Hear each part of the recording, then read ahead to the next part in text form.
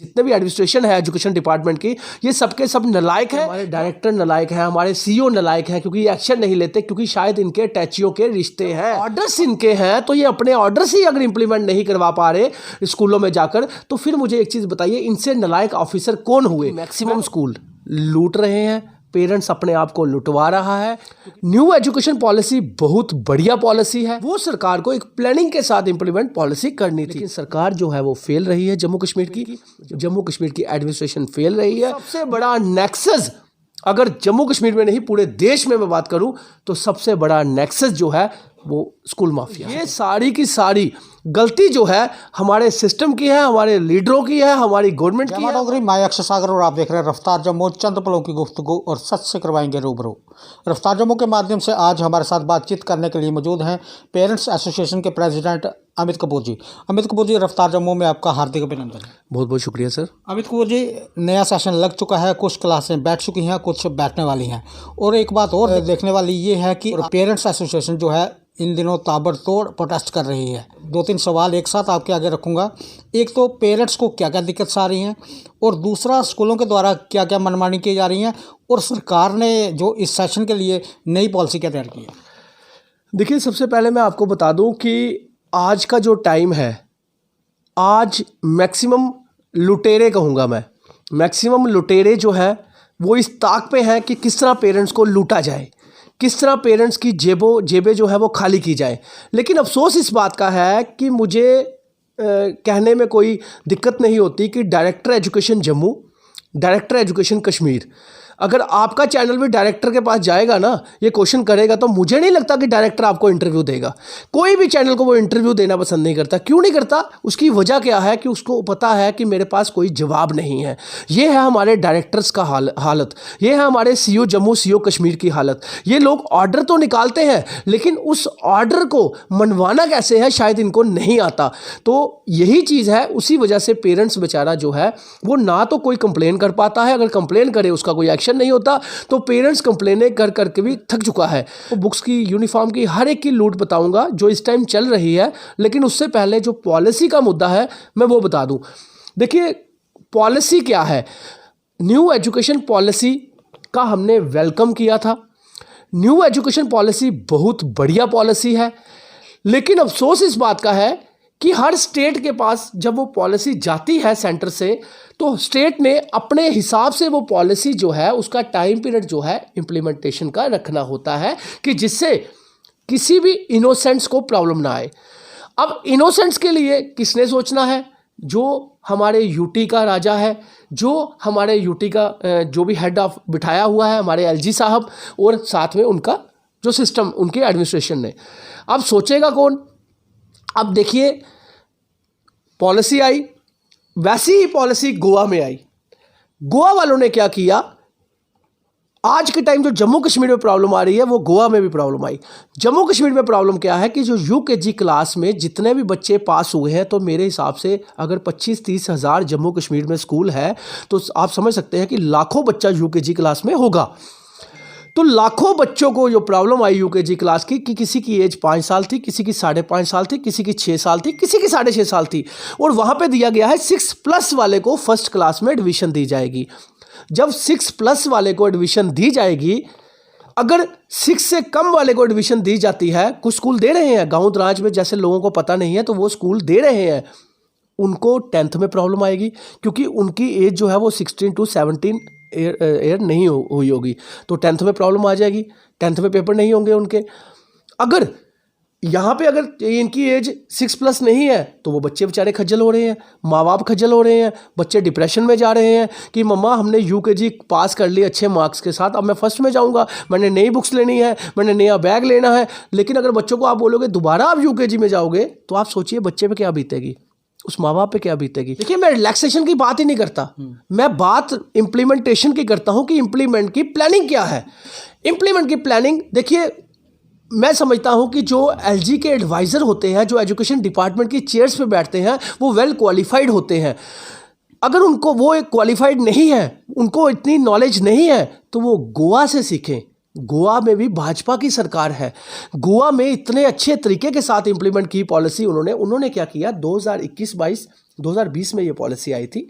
2021-22, चलो छोड़ो 2021-22, आज के टाइम भी अगर वो नर्सरी क्लास से स्टार्ट करें, नर्सरी क्लास जो है वो 3 साल की एंट्री बताई हुई है, बच्चे के एडमिशन 3 साल का क्राइटेरिया, तो आज वो नर्सरी वाली इंप्लीमेंट कर दें, 2025 तो 26 में वो फर्स्ट वाले इंप्लीमेंट कर दें। तो जाने कि जो नए बच्चे जो है अगर वो नर्सरी वाले अभी से इंप्लीमेंट करते हैं तो 3 साल के बाद 2026 में अगर वो फर्स्ट वाले इंप्लीमेंट करते हैं तो ना तो जो यूकेजी क्लास के बच्चे अभी जो 5 साल के 5.5 साल के जितने भी पुराने बच्चे हैं उनका तो कोई कसूर नहीं ना, उनकी तो एज का कोई कसूर नहीं। वो जी जिस तरह से आप बात कर रहे हैं, ठीक है, सरकार ने पॉलिसी लाई, बड़ी अच्छी बात है, लेकिन सरकार को ये नहीं चाहिए था कि जो नए बच्चे स्कूल में जाते हैं, जिन्होंने शुरुआत करनी है अपनी पढ़ाई की, उनके लिए पॉलिसी होती है, जो ऑलरेडी पढ़ रहे हैं उनके लिए। बहुत बढ़िया, मेरा यही क्वेश्चन था, मेरी यही आपको मैं बताना जा रहा था कि जो पुराने बच्चे हैं जो पढ़ रहे हैं तो उनका बेचारों का क्या कसूर। अगर आप 2010 का एक्ट पढ़ेंगे, उसमें 2010 में अगर SRO 1, 2, 3 पढ़ेंगे तो उसमें भी कोई एज लिमिट दी ही नहीं गई है। तो जब बच्चों को, पेरेंट्स को पता ही नहीं है, अब नई एजुकेशन पॉलिसी आई है, अगर आप नर्सरी का जो ऑर्डर है, क्राइटेरिया है, अगर वो इस टाइम इंप्लीमेंट करते हैं और फर्स्ट वाला जो है वो 2026 में इंप्लीमेंट करते हैं, आप ट्रस्ट कीजिए कि किसी को कोई प्रॉब्लम नहीं आएगी और 2010 में भी बच्चों को कोई प्रॉब्लम नहीं आएगी। तो यहाँ से सिर्फ इम्प्लीमेंटेशन का टाइम जो है वो सरकार को एक प्लानिंग के साथ इम्प्लीमेंट पॉलिसी करनी थी, लेकिन सरकार जो है वो फेल रही है। जम्मू कश्मीर की एडमिनिस्ट्रेशन फेल रही है। आज की मैं बात करूं, ये मैक्सिमम जम्मू कश्मीर की स्कूलों की बात है, चाहे वो प्राइवेट स्कूल हो, जेके बोर्ड हो, चाहे वो CBSE हो। सबसे पहले हमें पता होना चाहिए कि पेरेंट्स को ये नॉलेज होनी चाहिए कि हमें बुक्स कौन सी लेनी है, कौन सी नहीं लेनी, क्योंकि पेरेंट्स के साथ हमेशा मजाक किया जाता है, पेरेंट्स को हमेशा लूटा जाता है। तो मैं आपको बता दूं कि अगर आपका बच्चा स्टेट जेके बोर्ड में है, जम्मू कश्मीर बोर्ड में है, तो आपने वही बुक्स लेनी है जिसमें स्टेट जेके बोर्ड लिखा होगा, यानी कि गवर्नमेंट की बुक्स लेनी है, वही आपके स्कूलों में लगेंगी, चाहे आप प्राइवेट स्कूल में पढ़ते हैं, चाहे आप गवर्नमेंट स्कूल में पढ़ते हैं। लेकिन कुछ स्कूल क्या कर रहे हैं, जेके गवर्नमेंट, स्टेट जेके गवर्नमेंट जो बुक्स के साथ साथ 8 बुक्स ये गवर्नमेंट के लगा रहे हैं, 4 बुक्स जो है वो एक्स्ट्रा अपनी बुक्स लगा रहे हैं, अपनी पब्लिश करवाई हुई बुक्स लगा रहे हैं, जिनके अगर गवर्नमेंट की 800 की बुक्स आती हैं तो इनकी 4 बुक्स जो है वो 1200 की आती हैं। यानी कि इस तरह के ये लूट और पर्टिकुलर शॉप पे लूटा जा रहा है। और आपको पेरेंट्स को ये नॉलेज होनी चाहिए, अगर आपका बच्चा प्राइवेट जेके बोर्ड स्कूल में पढ़ता है स्टेट में, जम्मू कश्मीर में, तो आपको सिर्फ जेके स्टेट बोर्ड की बुक्स लेनी है और दूसरी बुक्स, एक्स्ट्रा बुक्स नहीं लेनी। अभी जी आप पेरेंट्स एसोसिएशन के प्रेसिडेंट हैं, आपको पेरेंट्स है, आप पेरेंट्स से कह रहे हैं, क्या आपको लगता है कि जो बातें आप कह रहे हैं वो पेरेंट्स जाके स्कूल में कर पाएंगे? अगर करते हैं तो कई बार क्या होता है कि उनके बच्चों को टारगेट किया जाता है। देखिए मैं आपको बता दूं, इसके बारे में बात करूंगा। अब रही CBSE, तो CBSE में सिर्फ और सिर्फ NCERT की बुक्स जो पूरे देश में लगती है वही जम्मू कश्मीर में भी लगती है। CBSE स्कूल, जितने भी CBSE स्कूल है जम्मू कश्मीर में, तो आपको एक्स्ट्रा बुक्स लेने की ज़रूरत नहीं होती। अगर कोई स्कूल लगाता है तो आवाज़ उठाइए, क्योंकि वो मुझे नहीं लगता कि वो क्या करते हैं, NCERT की ही बुक्स का नाम लेके आपको लेसन आगे पीछे करके वही सेम बुक्स होती हैं जो हर साल चेंज कर दी जाती हैं और आपको लूटा जाता है। इसके लिए मेरा काम है आपको अवेयर करना, आपके चैनल के माध्यम से मैं अवेयर कर सकता हूँ। अब रही बात कि आपने कहा कि आवाज़ अगर पेरेंट्स उठाए, देखिए हमें पता है कि हमारे डायरेक्टर नालायक हैं, हमारे CEO नालायक हैं, क्योंकि ये एक्शन नहीं लेते, क्योंकि शायद इनके अटैचियों के रिश्ते हैं। अगर इनके अटैचियों के रिश्ते नहीं हैं तो ये साबित करें, एक्शन लें स्कूलों पे। जब ऑर्डर्स इनके हैं तो ये अपने ऑर्डर्स ही अगर इंप्लीमेंट नहीं करवा पा रहे स्कूलों में जाकर, तो फिर मुझे एक चीज़ बताइए, इनसे नालायक ऑफिसर कौन हुए? मैं तो कहूँगा कि LJ का जो भी सिस्टम, एजुकेशन डिपार्टमेंट के जितने भी एडमिनिस्ट्रेशन है एजुकेशन डिपार्टमेंट की, ये सबके सब नालायक है या फिर इनके बड़े बड़े अटैचियों के रिश्ते हैं। और सबसे नालायक हमारे जम्मू कश्मीर के लीडर, जो 75 सालों से, मेरी एज 40 साल है, अगर 40 साल में देखो तो 10 साल के बाद इतनी समझ आ जाती है कि हमारे भी बुक्स के यूनिफॉर्म का नेक्सस होता था। लेकिन आज अगर 30 सालों से मैं समझ पाया हूं, 30 सालों से मैं वही लीडर देख रहा हूं, लेकिन एक लीडर सामने नहीं आता। हर साल पेरेंट्स लूटता है और ये लोग बड़े बड़े स्कूलों में जाकर रिबन काटते हैं, बड़े बड़े स्कूलों में जाके अपने बच्चे जो ये वहाँ पे फ्री ऑफ कॉस्ट पढ़ाते हैं। अगर ये फीस देते भी होंगे, इनको कंसेशन होती है, इनको बुक्स यूनिफॉर्म की कंसेशन होती है, इनको वैसे तो फ्री में पढ़ाते हैं ये लोग। तो इसी वजह से ये स्कूल वाले सोचते हैं कि हमारा कौन बिगाड़ेगा, लीडर्स हमारे साथ हैं, ब्यूरोक्रेट्स हमारे साथ हैं, और बड़े बड़े एलजीओ की पार्टियों में ये लोग जाते हैं। अमित कपूर जी, जिस तरह से आप कह रहे हैं नया सेशन शुरू हो चुका है, शहर के बीचों बीच आपको पता है बुक्स की दुकानें हैं। अगर बच्चा वहाँ पर बुक्स का रेट कंफर्म करने जाता है तो पहले तो दुकानदार उसको बताएगा नहीं, फिर उससे पर्टिकुलर पूछा जाता है कौन से स्कूल से आए हो। अगर वो स्कूल का नाम लेगा तो अब वो बोलेगा कि नहीं है बुक्स, स्कूल से जाके ले लो। बिल्कुल सही कहा। मैक्सिमम स्कूलों ने क्या धंधा अपनाया हुआ है, क्या कमीशन खोरी का एक बिजनेस है इनका। ये पर्टिकुलर शॉप पे बुक्स एक रख दी जाती है अपने ही पब्लिशर के साथ। पब्लिशर से हर स्कूल का अपना पब्लिशर है। 3 साल के बाद सिलेबस चेंज होना होता है, लेकिन हर स्कूल में, हर क्लास में, जब हम पढ़ते थे, आप पढ़ते थे, तो उस टाइम क्या होता था, अगर मैं 8th पास हुआ तो मेरा छोटा भाई जो है वो 8th चला तो मेरी बुक्स के साथ पढ़ता था। लेकिन आज के टाइम क्या हो गया है कि टीचर या तो टॉन्ट मारना स्टार्ट हो जाती है, या फिर टीचर ये क्या करते हैं, स्कूल वाले लेसन आगे पीछे करके, फोटो चेंज करके, बाहर का प्रिंट चेंज करके, इन्होंने बुक्स ही चेंज कर दी जाती है। यानी कि चेंज होती नहीं, लेसन आगे पीछे होता है, यानी कि नई बुक्स आ गई। यानी कि हर साल सिलेबस भी अपने स्कूल से ये चेंज कर लेते हैं। यानी कि कानून जो है ये कुछ भी नहीं समझते, और ये सारी की सारी गलती जो है हमारे सिस्टम की है, हमारे लीडरों की है, हमारी गवर्नमेंट की है। हमारे जितनी भी गवर्नमेंट रही, चाहे वो कांग्रेस, बीजेपी, एनसी, पीडीपी, कोई भी सरकार रही, लेकिन इन लीडरों ने इन स्कूलों के खिलाफ कभी आवाज़ उठाई ही नहीं, क्योंकि इनको पता है कि हम लोग जो है अपने बच्चे भी इन स्कूलों में पढ़ाएंगे और रिबन भी इन स्कूलों में काटेंगे और अपनी पब्लिसिटी भी इन स्कूलों से लेंगे। शायद इसी वजह से ये लोग जो है, ये लोग माफिया का एक रूप जो है, जो इन प्राइवेट स्कूल वालों ने, बड़े बड़े स्कूल वालों ने एक माफिया का रूप ले लिया। और सबसे बड़ा नेक्सस, अगर जम्मू कश्मीर में नहीं पूरे देश में मैं बात करूं, तो सबसे बड़ा नेक्सस जो है वो स्कूल माफिया है। ठीक है, अभी तो बोलिए, पेरेंट्स की बात हो गई, स्कूल की मनमानी की बात हो गई, सरकार द्वारा जो नई नीति बनाई है एजुकेशन के लेकर उसकी बात हो गई। अब बात करते हैं कि जो बच्चे स्कूल में फीस देते हैं, क्वार्टरली, हाफ ईयरली या ईयरली, जनवरी फरवरी मार्च की अगर फीस देनी होती है, 10 तारीख को उसने कट ऑफ डेट रखी होती है। अगर बच्चा 20 तारीख को फीस जमा करवाता है तो उसको 10 दिन की लेट फीस लग जाती है। लेकिन जो वो 2 महीने के पैसे एडवांस दे रहा है, 2 महीने की फीस जो एडवांस जमा करा रहा है, उसका क्या? सबसे पहले हमें ये पता होना चाहिए कि हमें क्वार्टरली फ़ीस देने की ज़रूरत ही नहीं है। आप अगर मंथली फ़ीस भी देंगे तो आपको कोई भी रोक नहीं सकता। किसी भी स्कूल का अपना कोई रूल नहीं होता, जो गवर्नमेंट के रूल है वही रूल है।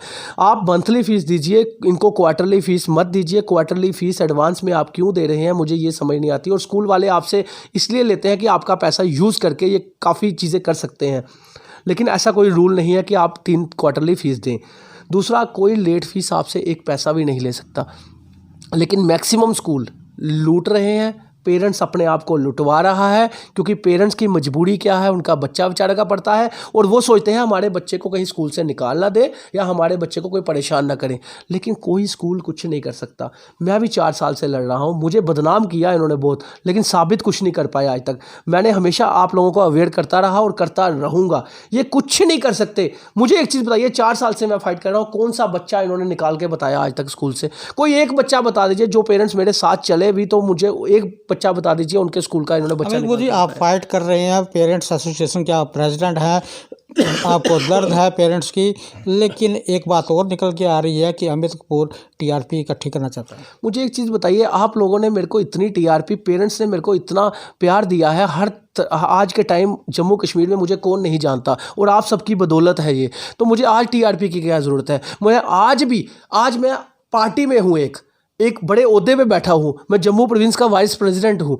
मैं चाहूँ तो ये चीज़ें छोड़ देता, लेकिन ये यहीं से मुझे पहचान मिली है, यहीं से मुझे 4 लोग जानते हैं। मैं आज भी आप लोगों को अवेयर कर रहा हूँ, मैं आज भी आप लोगों की फाइट करना चाहता हूँ, लेकिन एक पेरेंट्स कोई सामने आए, एक पेरेंट्स मेरे साथ खड़ा हो जाए, ताकि मुझे स्कूल वाला ये ना बोले कि अमित कपूर को पर्सनल लालच है। अमित कपूर के साथ अगर एक पेरेंट्स भी किसी स्कूल का खड़ा होगा, अगर अमित कपूर वहाँ पर नहीं खड़ा होगा, फिर मैं कसूरवार हूँ। मुझे क्या लगता है, पेरेंट्स क्यों नहीं सामने आते? पेरेंट्स की मजबूरी मैं समझ सकता हूँ, क्योंकि पेरेंट्स बेचारा डरता है कि मेरे बच्चे के लिए मैं उधार उठा के भी पैसा देता हूँ, लेकिन पैसा उतना देना है जितना जायज़ है, जितना गवर्नमेंट ने बोला है। आप नाजायज़ पैसा देंगे तो मुझे नहीं लगता कि आपका नाजायज़ पैसा देने से आपके बच्चे को कोई स्पेशल कोई वहाँ पे उनको एक अलग क्राइटेरिया मिल जाएगा। गवर्नमेंट का ऑर्डर है, JKFFC पे आप पढ़ सकते हो, उसकी वेबसाइट पे जाके रजिस्ट्रेशन फीस जिन लोगों ने किसी भी स्कूल में दी है वो वापस लीजिए।